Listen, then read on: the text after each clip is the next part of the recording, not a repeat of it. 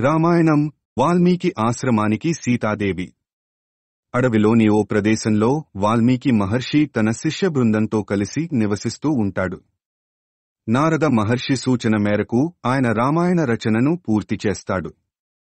అడవిలో ఎటువైపు వెళ్లాలో తెలియక సీతాదేవి నానా కష్టాలు పడుతూ వాల్మీకి ఆశ్రమం దిశగా వెడుతుంది. తన ఆశ్రమం సమీపంలోకి వచ్చిన సీతాదేవిని వాల్మీకి మహర్షి చూస్తాడు.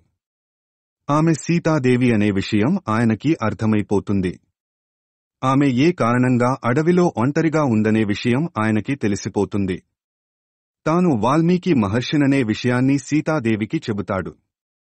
గర్భవతి అయిన ఆమెను తన ఆశ్రమానికి రమ్మని కోరతాడు. తాను ఎలాంటి పరిస్థితుల్లో ఉన్నది సీతాదేవి ఆయనకి వివరిస్తుంది. తనని చేరదీయడం వలన ఆయనకి ఇబ్బందులు ఏర్పడే అవకాశం ఉందని అంటుంది. ఆమె అడుగు పెట్టడంతో తన ఆశ్రమ ప్రాంతం పరమ పవిత్రం అవుతుందని వాల్మీకి మహర్షి అంటాడు. ఆమె రాక వలన తన జన్మ ధన్యమవుతుందని చెబుతాడు. ఆమె పేరు అందరికీ తెలుస్తుందనే బెంగ అవసరం లేదని, లోకపావని పేరుతోనే అందరికీ పరిచయం చేస్తానని అంటాడు. వాల్మీకి మహర్షి పదే పదే కోరడంతో ఆయన ఆశ్రమంలో తలదాచుకోవడానికి సీతాదేవి అంగీకరిస్తుంది. ఆయనకి కృతజ్ఞతలు చెప్పుకుని మౌనంగా అనుసరిస్తుంది. సీతాదేవిని వెంటబెట్టుకుని ఆయన తన ఆశ్రమానికి తీసుకొస్తాడు. అక్కడి తపస్వినులకు లోకపావనిగానే సీతాదేవిని పరిచయం చేస్తాడు. గర్భవతి అయిన ఆమెను భక్తి శ్రద్ధలతో సేవించమని వాళ్లకు చెబుతాడు.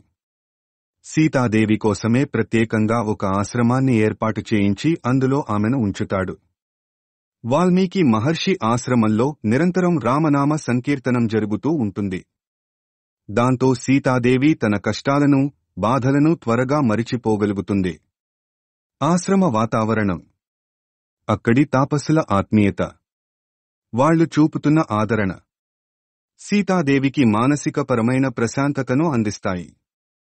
దాంతో ఆమె కూడా ఆ నామ సంకీర్తనంలో పాలుపంచుకుంటూ వన్యప్రాణులకు ఆహారాన్ని అందిస్తూ రాముడినే మనసులో నిలుపుకుని ఆయన రూపాన్ని ధ్యానిస్తూ కాలం గడుపుతూ ఉంటుంది.